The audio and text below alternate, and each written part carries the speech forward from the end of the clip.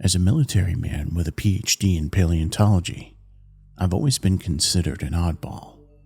I had traded the meticulous precision of a fossil dig, where I brushed ancient dust off dinosaur bones with reverence, for the stern rigidity of the US Army. Yet the dichotomy was a part of me, a strange blend of ancient world scholar in the heart of a modern-day soldier. It was the second year of my service when I was summoned by my commanding officer, Major Patterson. His office was a small, austere space, the walls lined with commendations, maps, and grainy black and white photos of stern-faced men in military garb. A powerful figure in his early 50s, his cobalt blue eyes bore an icy quality that commanded both respect and a mild involuntary trepidation.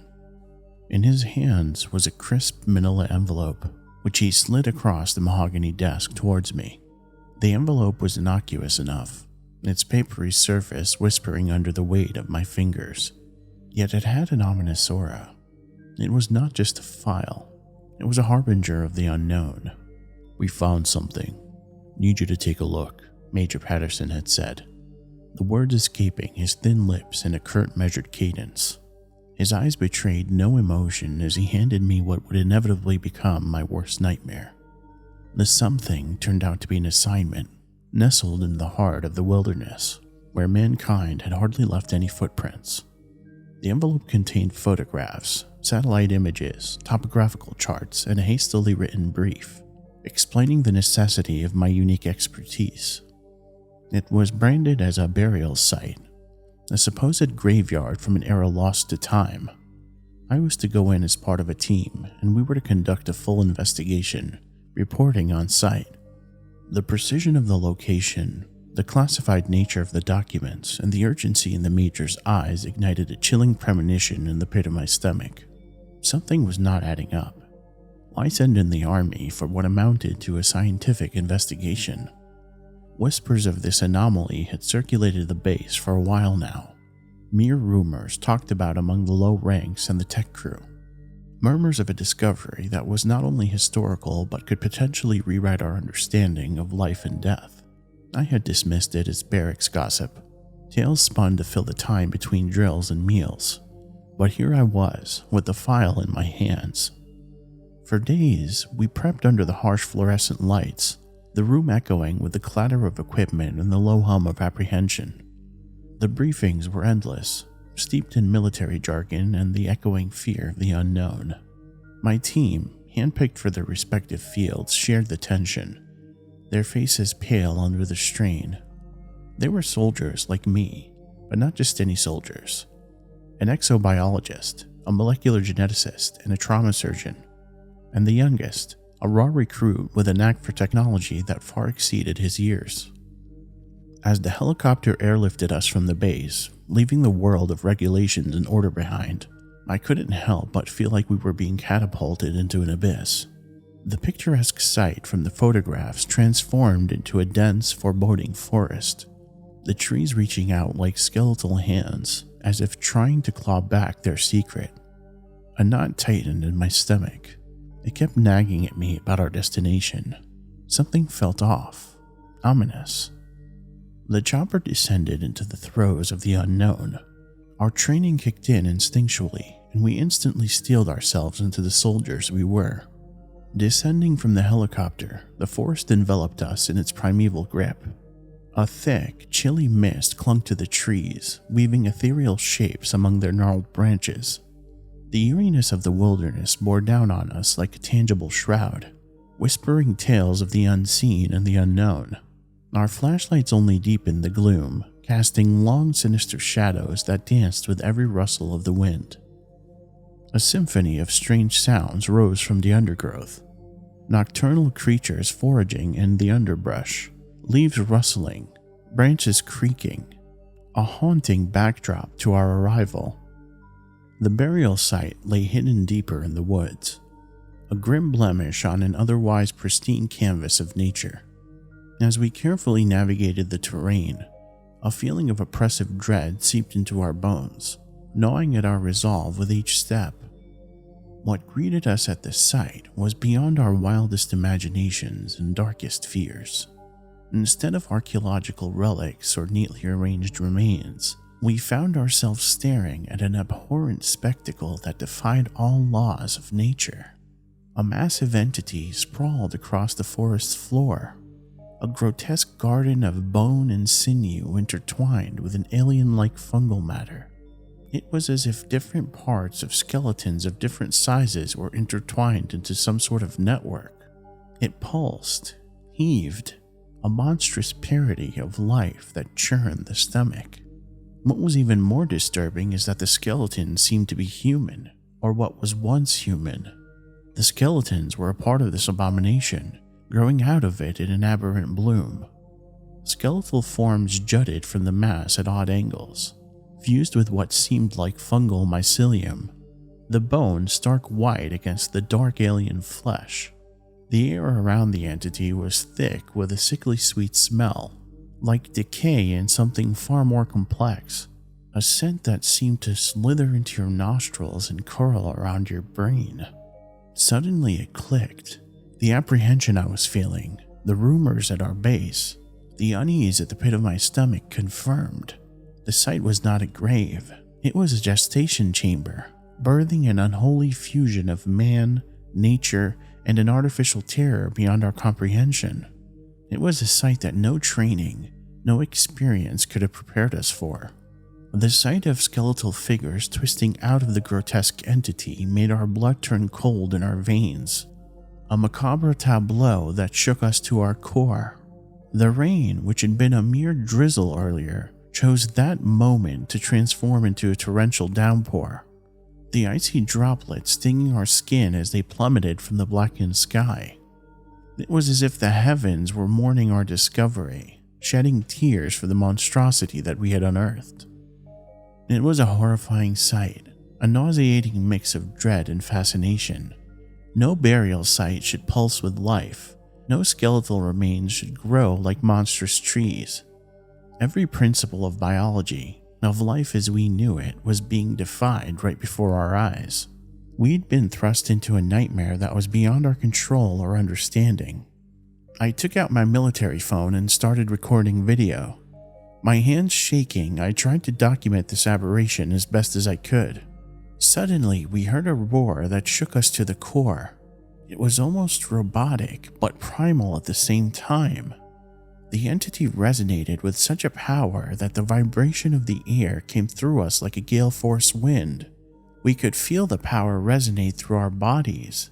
The trees and foliage around us pushed back by the sheer raw power this creature, this thing, was giving off, just from its roar. We were completely unnerved and unmanned by a single fucking roar, if you can call it that. It was at that moment we knew we were staring at death incarnate, and we had to get out of there. We all scrambled as we retreated to the makeshift camp we set up earlier in our trek. Our legs barely able to move us, we were so shaken to the core with fear. The sense of doom that had been simmering since our arrival boiled over. The first contact had been made, and it was a sight that was imprinted on our minds, a chilling entity that would haunt our nightmares. Every rustle of the undergrowth, every whisper of the wind seemed laced with an impending threat.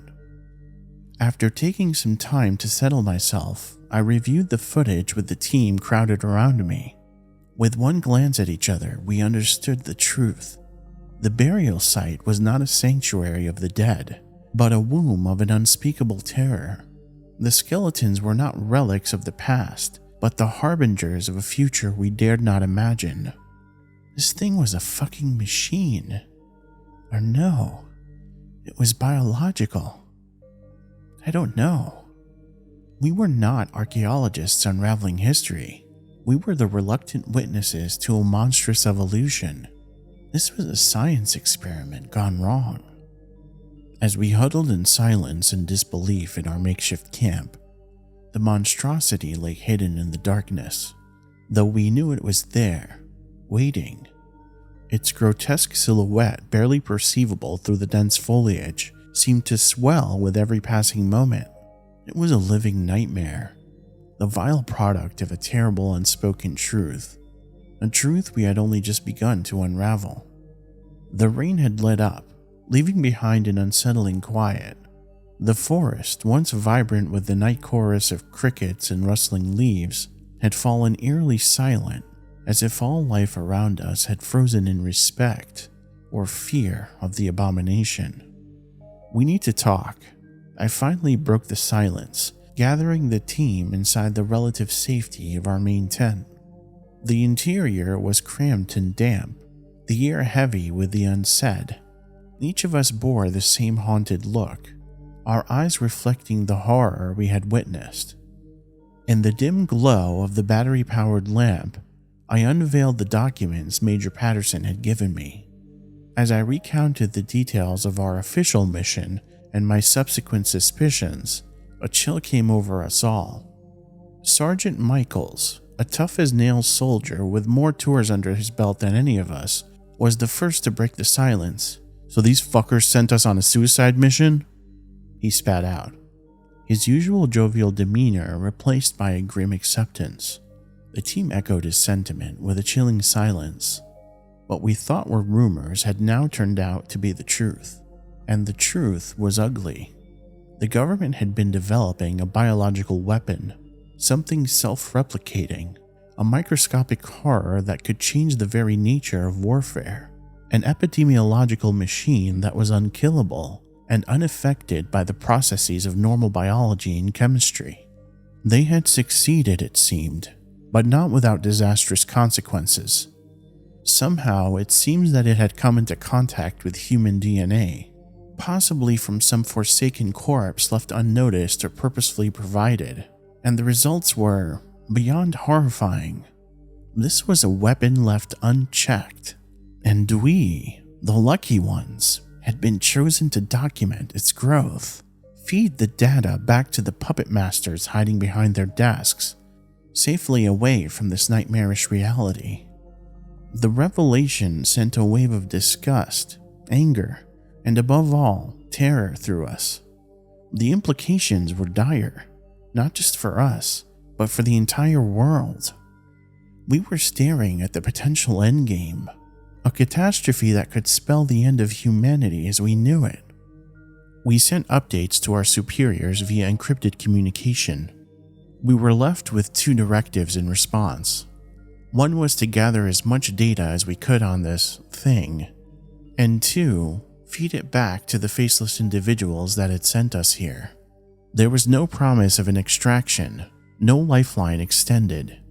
Our survival was irrelevant in the face of this discovery.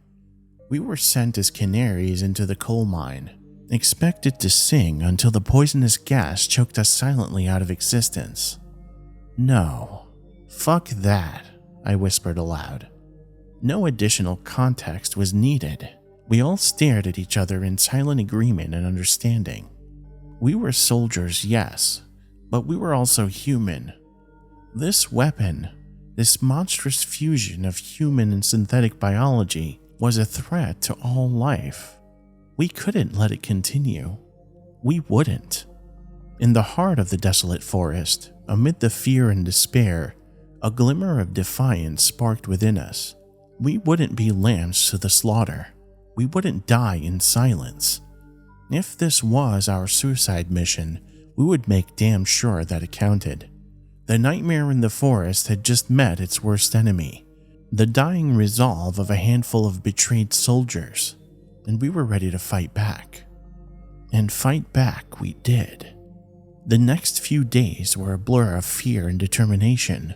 We became specters haunting the nightmarish landscape, watching the entity, documenting its grotesque expansion, and strategizing a way to halt its progression through guerrilla warfare tactics. Each day, the monstrosity seemed to pulse with more strength, growing new skeletal forms with a haunting vitality. It was a race against time, an unseen clock, ticking down towards our inevitable fate. On the fifth day, during one of our close examinations, disaster struck. The youngest among us, Corporal Jensen, had been handling one of the perimeter drones when he stumbled, his boot catching on a gnarled root. He fell, hand outstretched, onto the pulsating edge of the entity. Jensen's scream pierced the damp forest air, a raw sound that jolted us to our cores. I rushed to his side, my heart pounding in my chest. His gloved hand was embedded in the entity, a grotesque mass of bone and flesh bubbling around it, as if consuming the fabric. Jensen's eyes were wide open with pain and terror, his breath coming in ragged gasps. We managed to pull him free, the material of his gloves disintegrating, leaving behind raw, blistered skin. The entity pulsed angrily at the disturbance, a low, resonating hum that seemed to shake the entire forest. Back at the camp, as we attended to Jensen's injuries, we couldn't help but feel a growing sense of despair. We had assumed some level of safety in our precautions, but it was becoming clear that we were outmatched. This entity wasn't just a passive experiment gone wrong. It was aggressive, active, and worst of all, hungry. Jensen's condition deteriorated rapidly. His hand swelled to an unnatural size, blackened veins snaking up his forearm. He was in constant pain, his screams becoming a chilling soundtrack to our worst fears. Then when we thought it couldn't get any worse, it did. His hand started to change, the skin hardening, taking on an odd pale coloration reminiscent of bone. And within that growing mass, we saw the first hints of a mycelium-like growth.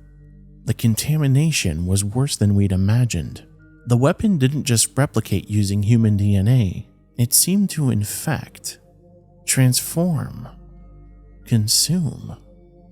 Jensen didn't last long. His final hours were a terrifying spectacle of transformation. His body seized by convulsions as the infection spread. His screams, guttural and primal, echoed through the forest.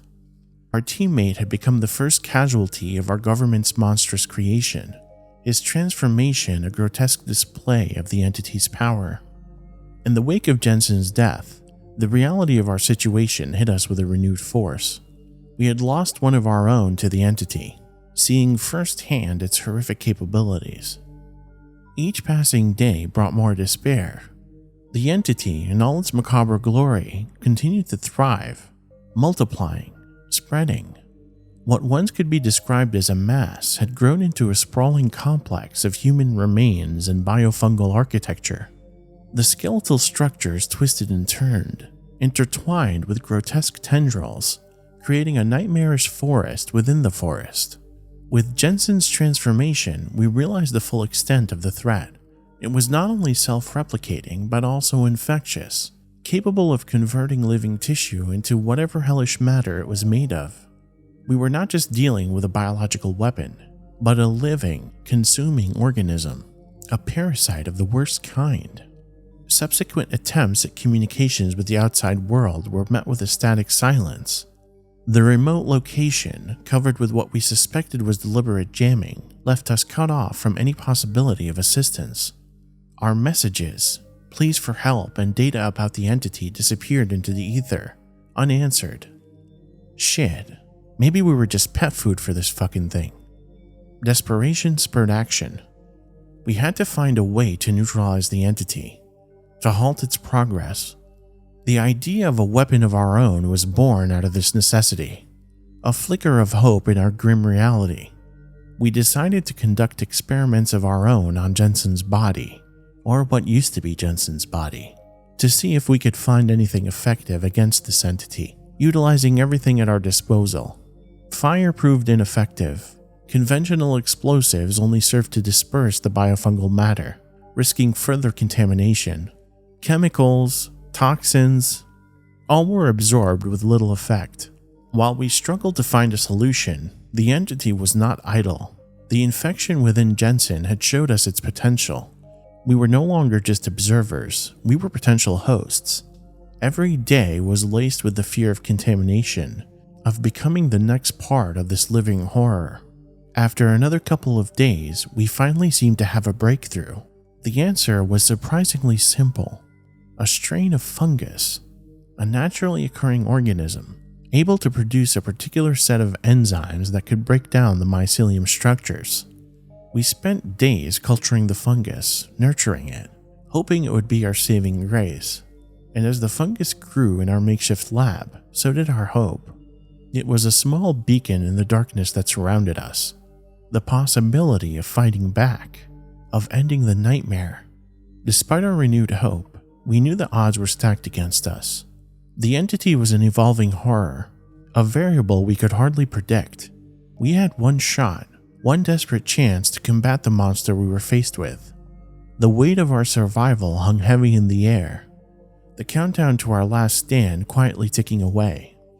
This phase of our mission dawned with a grim air of finality.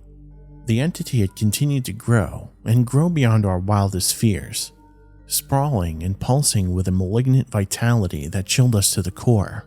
But we were not going down without a fight. We spent the last few hours before our assault making final preparations, ensuring our plan was as rock solid as possible. We began our assault under the cover of the evening's darkness. Armed with our crude but hopeful weapon, we advanced towards the entity. Every step was a testament to our determination, a final act of defiance against the nightmare that had claimed Jensen and threatened us all. The silence of the forest was a chilling counterpoint to the cacophony of our racing heartbeats. The monster loomed ahead, an ever-growing mass of skeletal formations and fungal growth. It pulsed and throbbed, an alien heartbeat that sent tremors through the ground beneath us. We began administering the fungal solution, dousing the entity with a spore-laden mixture. It reacted instantly, the outer layers writhing and contracting as if in pain. The sight was nauseating, but we pressed on, covering as much of the mass as we could. We hoped the spores would take root, that the enzymes would work their destructive magic. The entity let out a loud bellow, its force so powerful we were knocked away hundreds of feet. When we finally came to, exhausted and dazed, we hastily retreated, our hearts heavy with anticipation to see if our countermeasure worked. It was a waiting game now, our fates hanging in the balance. We huddled around our monitoring equipment, observing the entity for any signs of deterioration. But it didn't. The results were nothing short of devastating. The entity didn't deteriorate, didn't wither. Instead, it seemed to feed off the fungal solution, its pulsating mass growing more frantic, more voracious. It wasn't dying, it was transforming. We were pretty much fucked. The skeletal tendrils we had previously doused began to writhe and twitch with a horrifying newfound vigor. They reached out across the forest, overrunning our camp, their eerie movements devoid of any human pattern. They moved with an unsettling purpose, undulating towards us, an unfathomable hunger evident in their relentless pursuit. One by one, my team fell. Our exobiologist didn't even have time to scream before a tendril pierced his chest, lifting him off his feet, hoisting him into the air. His eyes met mine, a silent plea for help that I was powerless to provide. Next came our trauma surgeon. Her defiant yells cut off abruptly as the entity ensnared her. And finally, our geneticist, his futile attempts to fight back, doing nothing to slow the entity's inexorable assault. Through it all, I was untouched, frozen in terror, forced to watch as my team, my comrades, were consumed by the monstrosity we had been sent to destroy. Finally, it was just me. As I sit here now, writing out this final unencrypted entry, a single skeletal tendril snakes towards me from the darkness. The government wanted information. Well, here it is. It's not just a weapon. It's the end of us. They sent us here under false pretenses, a suicide mission to encounter an entity of our own making. I've got one bullet left. It's not for the creature. It's for me. For peace. This is my final transmission. Tell the world what we've done here. Tell them of our sins. If anyone's left to listen, that is.